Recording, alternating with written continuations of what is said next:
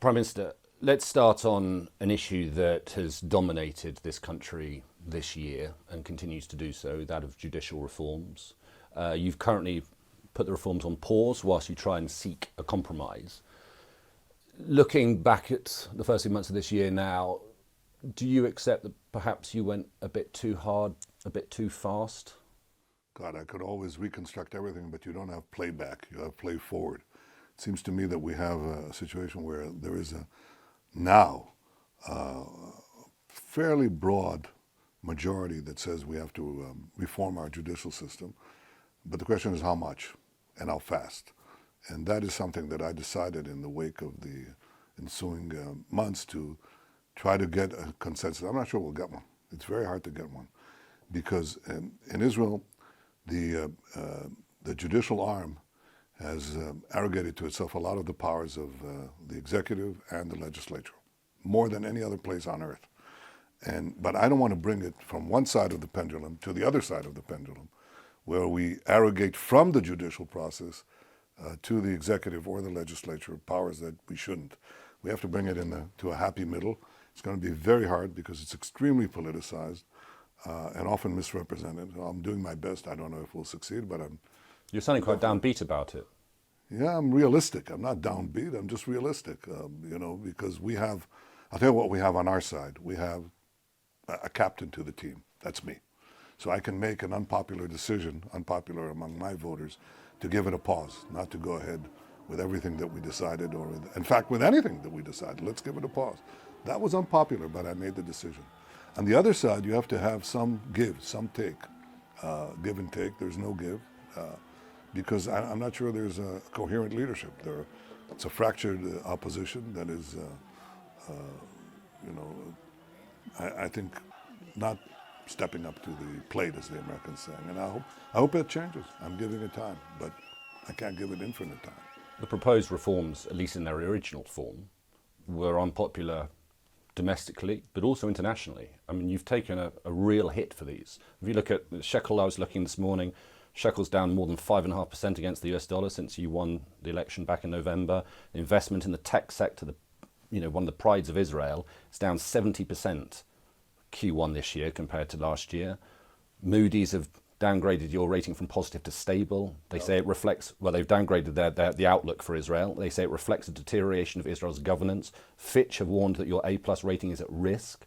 Your personal polls have collapsed. No, they haven't. Well, there was a poll around Passover that put one of your opposition rivals, Benny Gantz, on 51% and you on 34%. Yeah, well, that's not the polls we have, but I don't care about that. We just had a guy. But the point is, it's been unpopular, not just here where there's been mass demonstrations on the streets, but the Americans have been critical of it. European allies have been critical of it. You pile it all on. Let me now parse back, take apart a lot of the things you said. The high-tech sector is suffering across the world, and there are 80%, 90% decreases in investments in developed countries. Israel is relatively okay, but everybody is suffering. There's a correction on high-tech that's happening now. Many things are happening, including AI, which we could talk about because that's the next thing that's coming. But that's one thing. The second thing that you say, there hasn't been any downgrading of Israel's credit rating. Our economy is actually, all the commentaries say that our economy is doing actually very well. Our debt to GDP ratio, that's how much debt we have. They've revised your outlook. No, they haven't. Moody's in April revised it from positive to stable. Well, the outlook is not the rating, number one. It's important to understand Israel's economy is very powerful. It's going to remain powerful because it's a high-tech economy in a high-tech world, and a very able one. And because I led the free market revolution, which turned Israel from a semi-socialist economy to a capitalist economy. So I'm not worried about the shekel down against the dollar? Very little. That's not a big change. It actually will strengthen today, but it's not important. You don't. But it affects people's pockets. It affects how people can spend. No, I disagree with you. I don't think the economy is the problem. I think political consensus is the problem. There's a vast misrepresentation about what we're doing, and everybody's adding to it. So we're going to take away the independence of the court. No, we're not. I'm not going to let that happen. I said right from the start, after the initial plan was presented, I said we're not going to have a sweeping override capacity of the Knesset, our legislature, against decisions that the court has. The court has sweeping override decisions over what the legislator decides, but I'm not going to correct it by having the opposite. I want to move the pendulum to the center. It's a process. You get maligned, you get criticized, you have to take the heat. And, Harry Truman said two great things. He said, first, if you can't take the heat, get out of the kitchen. I can take the heat. I've done reforms. I was attacked. I had massive demonstrations for months. I had 5-month labor strike when I made Israel into a free market economy. So I'm used to that. I think we need a correction. I think it's important to make that correction in a balanced way, in a responsible way, so we reestablish the balance that Israel enjoyed in its first 50 years between the various branches of government. But I'm not sure that it's going to be such smooth sailing right away. You have to take the hits. The second thing that Harry Truman said, was in politics, if you want a friend, get a dog. Will you put a timeline, a deadline on the compromise talks? Will you put a... My children will love a dog.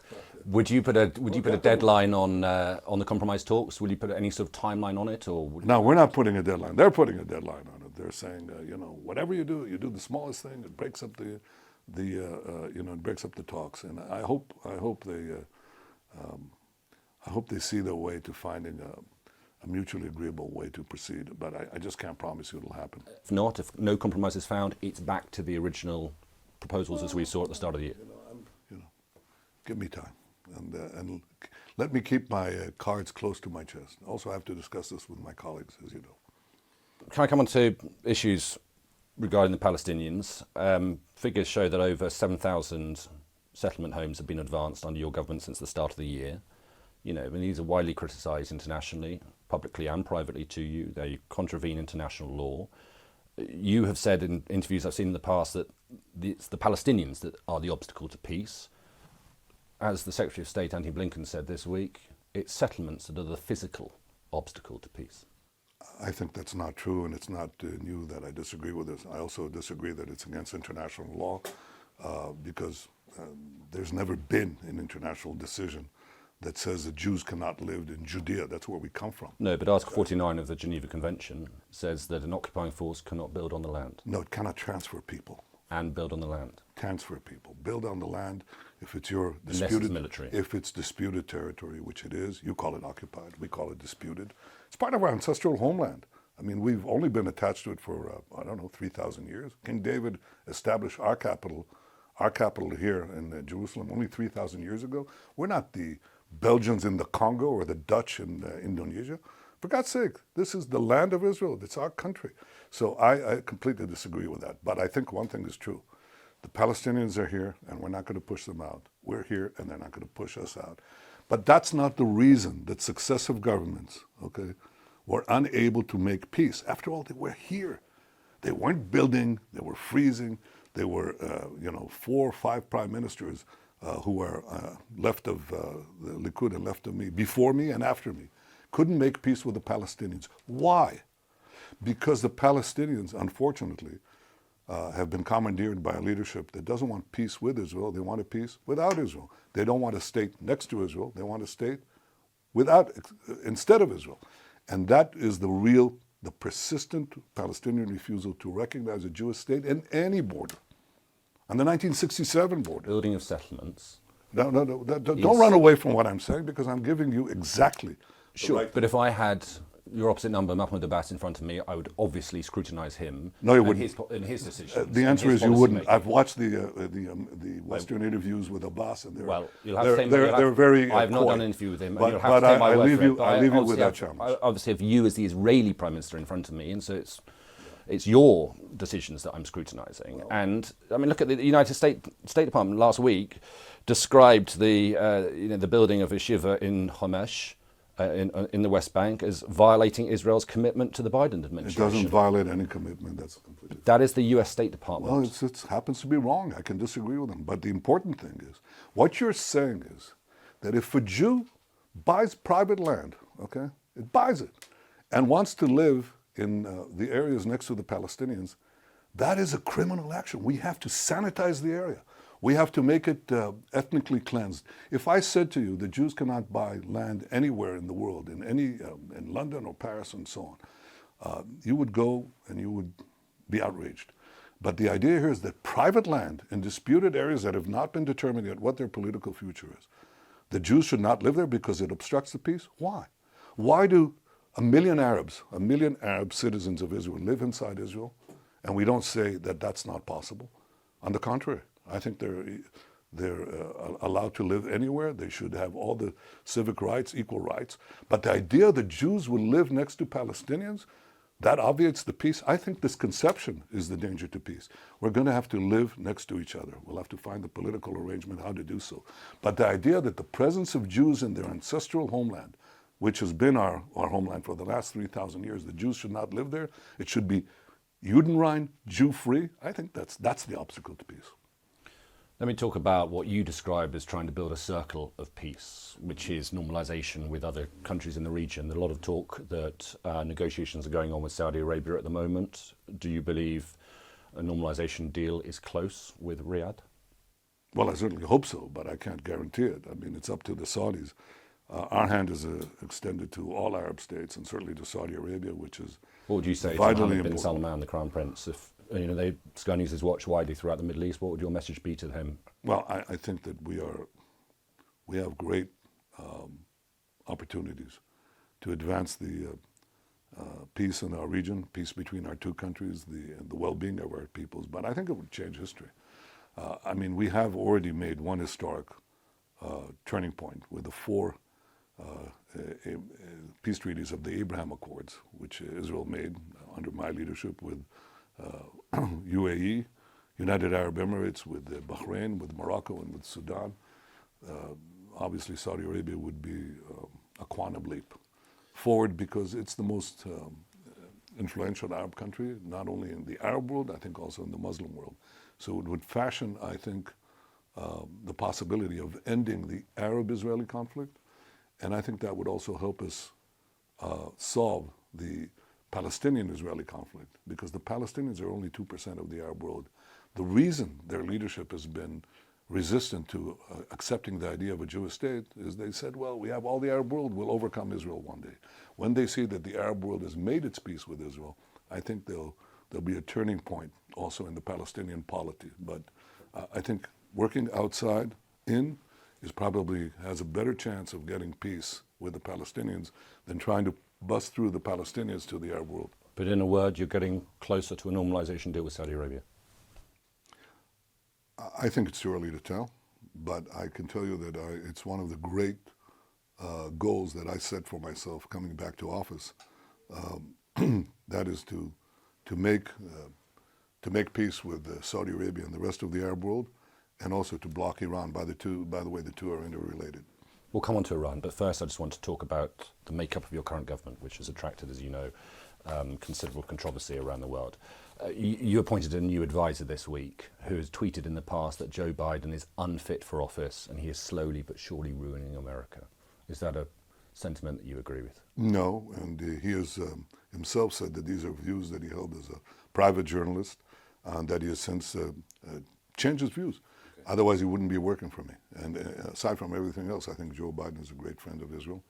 And he's the president of the United States of America, and we work with him as we work with other presidents. And we have confidence in the choices that America makes. By the way, the alliance between America and Israel has never been stronger. The security cooperation, You still the haven't had an invitation intelligence to the White House, cooperation. though. Sorry? You still haven't had an invitation to the No, White House. yes, I think it'll come. But I think that you should listen also to what both the President and the Secretary of State and the Secretary of Defense and Jake Sullivan, the National Security Advisor, have said. The ironclad alliance is exactly that. It's ironclad. And it will continue to be that. Let me just quickly go through this. We're short on time. Your finance minister, a senior figure in your government, said that Hawara should be wiped out. He described the Palestinian people as an invention, and he's been recorded as saying he's a fascist homophobe. Do you agree with any of those statements? No, and he himself again said that he was taken out of context, or he simply was quoted wrong. But in any case, I think he understands that he joined my government. I didn't join his. And people follow our policies, and our policies are responsible. Okay, one of your MPs measured in your party. And very strong. And I don't control every MP. One of the politicians in your party recently said there are parents who encourage their children to be LGBTQ+. They give a boy a doll because it seems to them he should be gay. Yes. It's a homophobic statement. Again, I mean, I ask you again, do you agree with that? Do you agree with that? The homophobic lie is particularly ridiculous. Why? Because the Likud is presented as this illiberal party, and we're the, this, neo-fascist, whatever they call us. Okay, it's ridiculous. Now, here's how it's ridiculous. The Likud has a very active gay cell. The leader of that gay cell happens to be a Likud Knesset member whom I nominated to be the Speaker of the Knesset. And he won overwhelmingly across the board from every Likud member and every one of the members of my illiberal, quote, coalition. How come? Does anybody know that? Does your audience know that?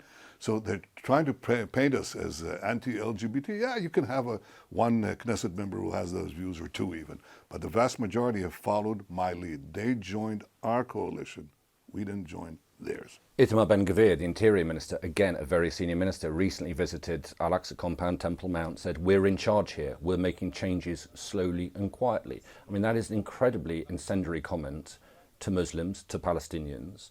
And the point is that these individuals, whether they said this in the past or recently, they are all part of your government in some form, as ministers or as advisors. Yeah. And this is how the world and world governments views your government. And when your finance minister goes to Washington, as he didn't get any meetings with the US administrations because they don't want to deal with him.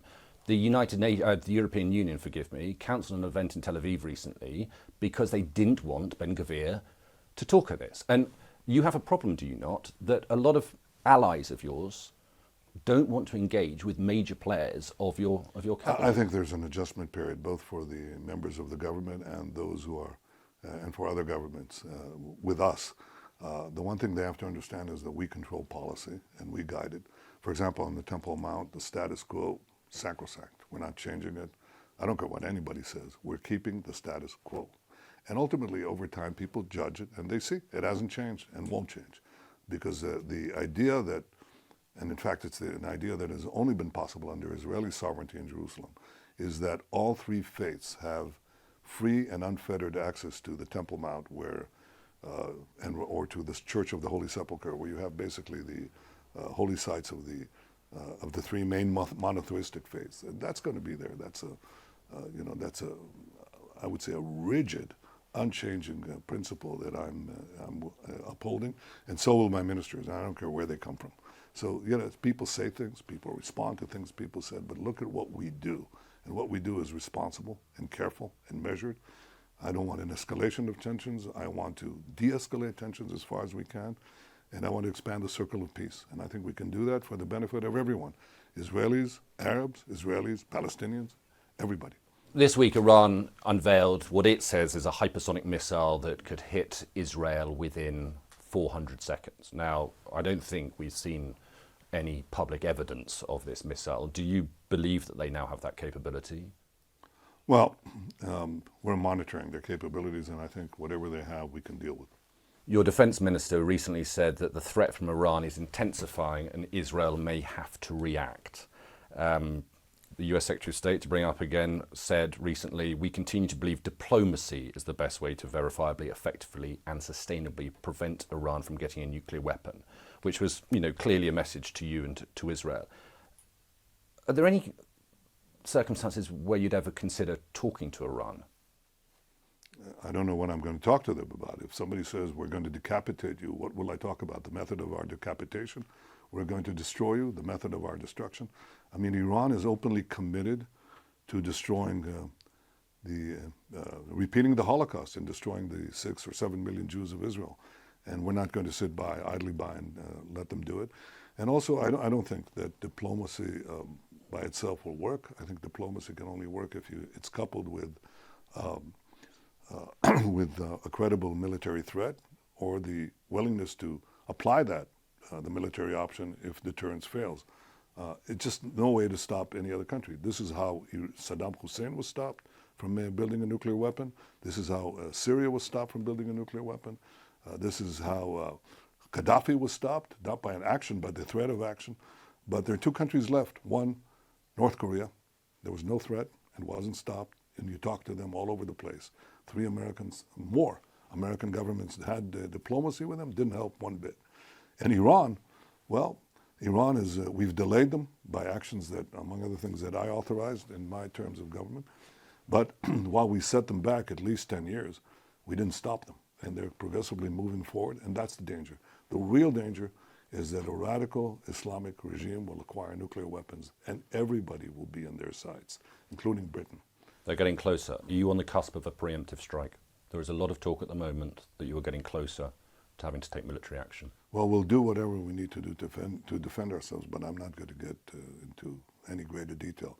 And by the way, whatever agreements are made, JCPOA or by other countries with Iran, that doesn't oblige us. If they're saying that they're going to destroy us, end Jewish history after 3,000 years, 3,500 years of toiling under the sun, rebuilding our homeland, reestablishing our national life here, and these Ayatollahs think that they could threaten us with a nuclear holocaust, they're wrong. We'll do whatever we need to do to defend ourselves. Well, Prime Minister, thank you very much. Thank you. Thank you.